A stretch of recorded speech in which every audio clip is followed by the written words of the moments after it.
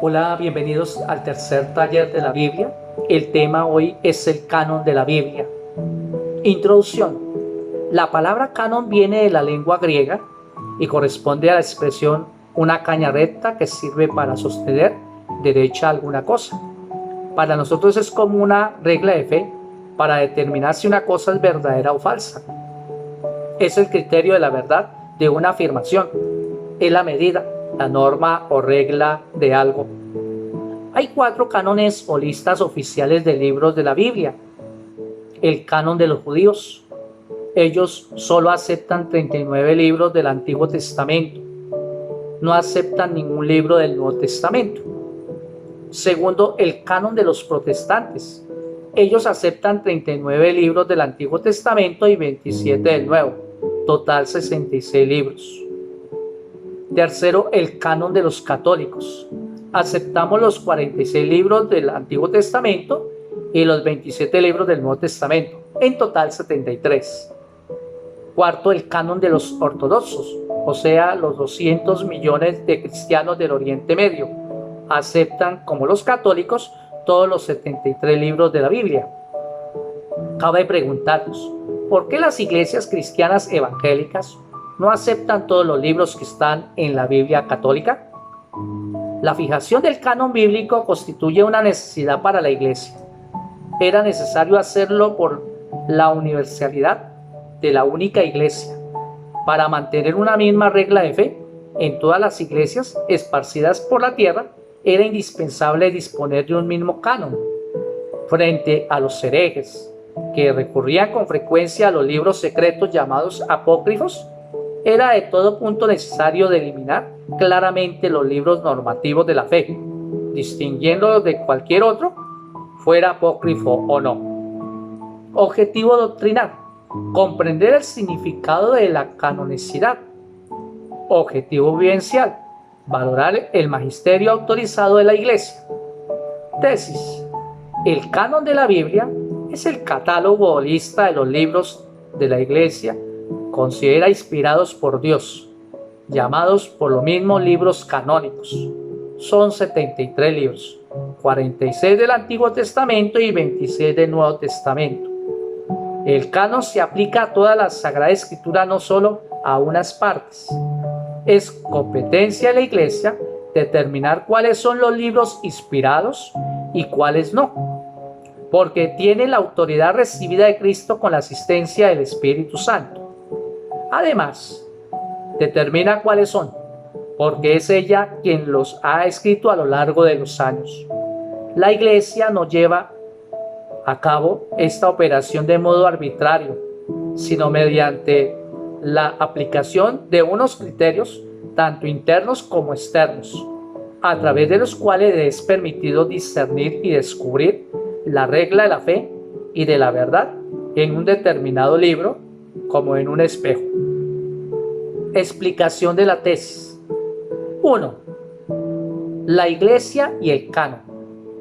Es interesante saber que los 73 libros de la Biblia que tenemos entre manos son frutos de un discernimiento, inspirados por Dios, que hizo la Iglesia, declarando cuáles libros son canónicos y cuáles apócrifos, o se titulan secretos no inspirados. La pregunta que salta a la vista es saber quién tiene la autoridad o la capacidad para decidir si un libro pertenece o no a la Biblia. La Iglesia lo único que hace es atestiguar que ese libro existente ha sido inspirado por Dios. No es la Iglesia quien inventa los libros. Nos preguntamos, ¿por qué corresponde a la Iglesia discernir que ese libro es inspirado por Dios? Por 2 motivos. A. Porque la Biblia, palabra de Dios escrita, es fruto de la predicación de la Iglesia misma. Fue la primera comunidad cristiana quien empezó a poner por escrito su predicación sobre la vida y doctrina de Jesús. Entonces solo a ella pertenece la justa interpretación de lo que escribió. Como pertenece todo solo el autor de un libro interpretar directamente lo que escribió en su libro. B. porque Jesús entregó a Pedro las llaves de su reino, es decir, de su iglesia, y solo él, unido a los apóstoles por mandato de Jesús, tiene el poder del Espíritu Santo de discernir la verdad. También los obispos, siempre en comunión con el Papa, son sujetos de magisterio auténtico y son asistidos por el Espíritu de Cristo para explicar y aplicar la Escritura. Lumen Gentium 25. Todo cristiano tiene sin duda este Espíritu de Dios al recibir el bautismo, pero el cristiano, como individuo y particular, no tiene la función el interpretar la Biblia. Nos dice el Concilio Vaticano II, el oficio de interpretar auténticamente la palabra de Dios, oral o escrita, ha sido encomendada únicamente al magisterio de la Iglesia, el cual lo ejercita en nombre de Jesucristo. Pero el magisterio no está por encima de la palabra de Dios, sino a su servicio, para enseñar puramente lo transmitido, pues por mandato divino y con la asistencia del Espíritu Santo, lo escucha devotamente, lo custodia celosamente, lo explica fielmente, y de este depósito de fe saca todo lo que propone como revelado por Dios para ser creído. Dei Verbum Dies. Y aquí concluimos lo siguiente: la Biblia tiene que considerarse una explicación de fe de la Iglesia Apostólica. San Agustín afirma: no creería en el Evangelio si no fuera por la autoridad de la Iglesia Católica que me lo ordena. Y los primeros obispos de la Iglesia llamaban a la Biblia el libro de la Iglesia. Otra conclusión: todo libro inspirado es canónico y no al revés, es decir, la canonicidad es efecto de la inspiración. La Iglesia no causa la inspiración, sino que la reconoce al hacerlo canónico. Es necesario fijar el canon para que la fe en toda la Iglesia universal sea una y tenga un único criterio. De lo contrario, en vez de Pentecostés, tendríamos una Torre de Babel, como pasa entre algunos protestantes. Una cita del Concilio Vaticano II aclara el papel de la Iglesia. La Iglesia, guiada por el Espíritu Santo y por el magisterio de sus pastores, es la depositaria y guardiana del tesoro de la revelación y la única intérprete de la Biblia. El Papa y los demás obispos son maestros auténticos del Evangelio, Lumen Gentium número 25. Es decir, lo explican, lo interpretan y lo aplican a la vida de los hombres con la autoridad de Cristo cabeza. Segundo, ¿cuándo fue establecido el canon de la Biblia? Desde los primeros tiempos del cristianismo, la Iglesia Católica consideraba algunos escritos como canónicos o inspirados y otros los rechazó. A estos últimos los llamó apócrifos. La palabra canónica se utilizó por primera vez en el concilio de la Odisea de Frigia en el año 360. En el canon 59 se estableció que en la asamblea no se deben recitar salmos privados o libros no canónicos, sino solamente los libros canónicos del Nuevo y del Antiguo Testamento. Libros canónicos, por consiguiente, vendría a equivaler el conjunto de libros que norman la fe de la Iglesia. Las primeras decisiones de la Iglesia en relación al canon de la Biblia se dieron en el concilio de Hipona, África, en el año 393. La última definición fue en el concilio de Trento, en el año de 1546. Tercero, ¿cuáles son los criterios de canonicidad? Responderemos a esta pregunta. ¿Qué criterios tuvo la Iglesia para saber que un libro es inspirado? Podemos establecer los siguientes criterios. Primero, criterios para el Antiguo Testamento. La Biblia de los 70 es innegable que al abrirse el cristianismo a la gentilidad y a la cultura helenística, la escritura judía utilizada por los primeros cristianos fue el texto de los 70. Pues bien, en la Biblia de los 70 están incluidos tanto los libros protocanónicos y los deuterocanónicos del Antiguo Testamento. B. Uso en el culto. Parece ser que en la liturgia sinagogal se leían cíclicamente cada 3 años los libros de la Torá y de los profetas. Con el tiempo la lectura se extendió también a los escritos. El uso cultivo de un libro significa un reconocimiento al menos explícito de su carácter sagrado. Por otra parte, la iglesia primitiva utilizó la Biblia judía en el propio culto dominical.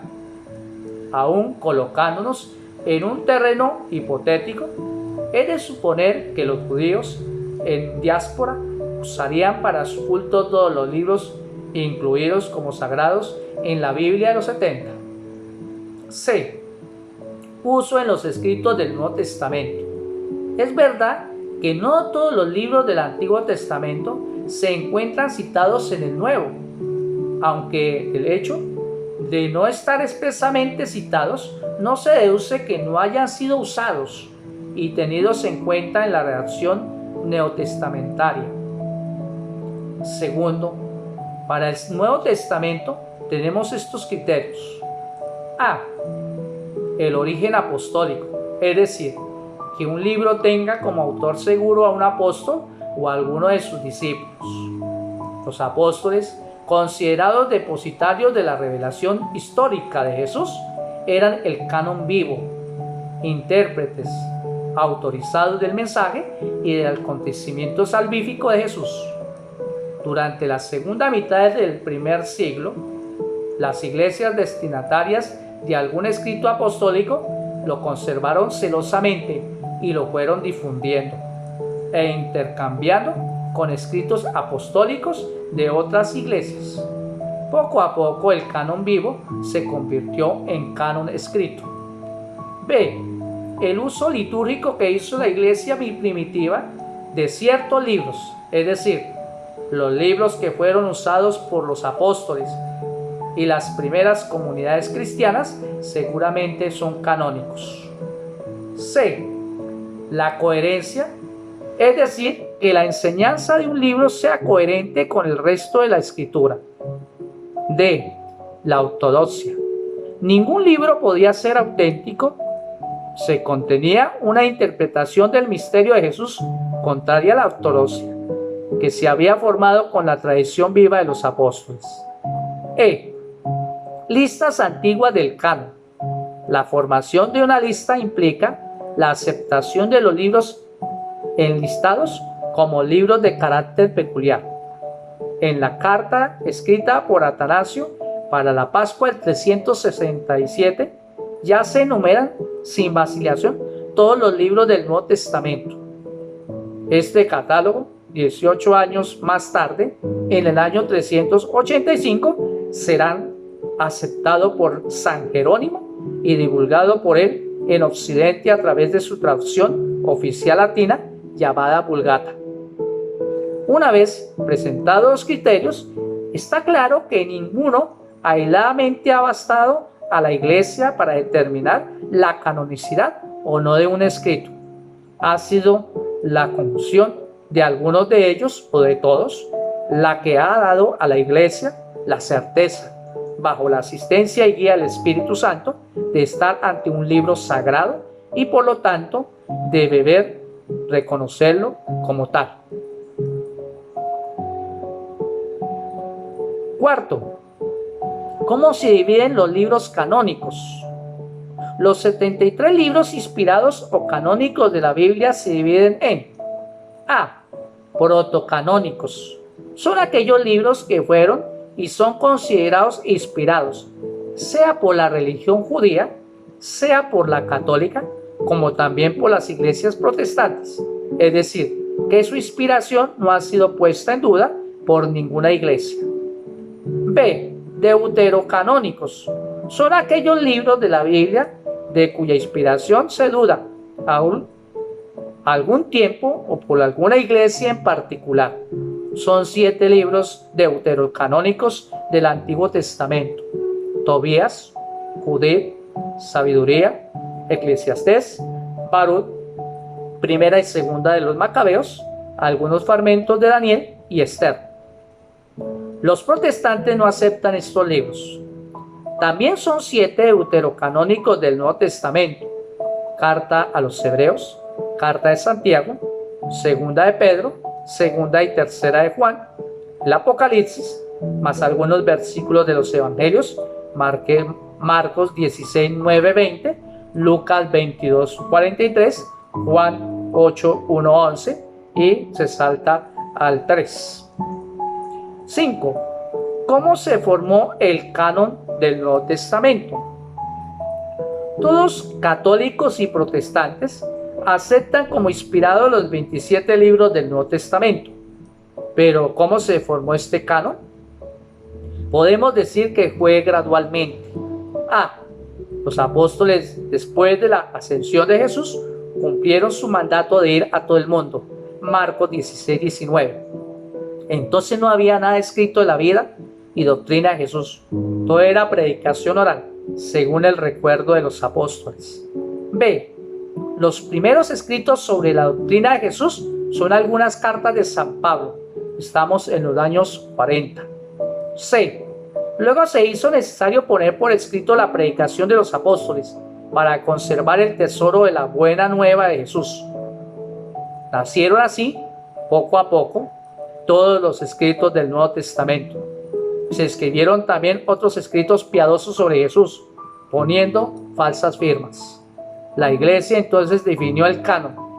Como hemos dicho, el primer canon del Nuevo Testamento fue aprobado en el Concilio de Hipona en el año 393 y fue definido en el Concilio de Trento en el año 546.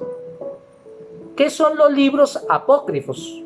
Se llaman apócrifos ciertos libros religiosos que la Iglesia no ha aceptado como inspirados, a pesar de que su contenido sea a veces semejante al de la Biblia. La palabra apócrifo es griega y quiere decir oculto, escondido. Tradicionalmente se les ha negado la inspiración y la canonicidad, porque la mayor parte de las iglesias no aceptaron su origen apostólico, porque contenían hechos exagerados e imaginarios, y porque en algunos puntos no concordaban con la regla de la fe. Fueron escritos entre finales del siglo II y el IV, aunque algunos de tales escritos tuvieron muchísima difusión durante la Edad Media. ¿Cuáles son esos libros apócrifos? Del Antiguo Testamento tenemos el libro de Enoc 4, libro de los Jubileos o pequeños Génesis 5, 3 y 4, de los Macabeos 6, oración de Manasés o Salmo penitencial 3 y 4, libro de Esdras 7 y los Salmos de Salomón. Del Nuevo Testamento tenemos Evangelio de Tomás, Evangelio de los Hebreos, Evangelio de Pedro, Protoevangelio de Santiago 8, la Asunción de María, Carta de Nuestro Señor Agar, Cartas Apostólicas, Tercera Carta de los San Pablo a los Corintios. 7. ¿Cómo saber si una Biblia es católica? Es bastante fácil distinguir una edición católica de la Biblia. Hay 2 señales. A. Por el número de libros. Si el Antiguo Testamento consta al menos de 46 libros y están incluidos los deuterocanónicos, Tobit, Judith, Primera y Segunda de Macabeos, Sabiduría, Eclesiástico y Baruch, esa Biblia es casi seguro católica. Digo casi, ya que algunas Biblias protestantes incluyen estos libros al final del Antiguo Testamento. B. La aprobación eclesiástica. Solo en la Biblia de edición católica se encuentra en las primeras páginas la autorización de la Iglesia a través de un obispo que permite la impresión y garantiza la buena traducción de la edición. En él no hay dificultad. y la autorización de un obispo para imprimirla. Conclusión. Compete a la Iglesia, como asistida que está por el mismo Espíritu Santo, el cual inspirada a los autores sagrados, el distinguir aquellos libros en que está consignada canónicamente la revelación traída por los profetas y los apóstoles. Oración. Señor, dame fe para aceptar tu palabra y jamás poner en duda algún libro de tu sagrada palabra. Cada libro lo que hiciste tú para nuestra salvación. Aceptar tu palabra es aceptar la salvación que nos ofreces. Amén.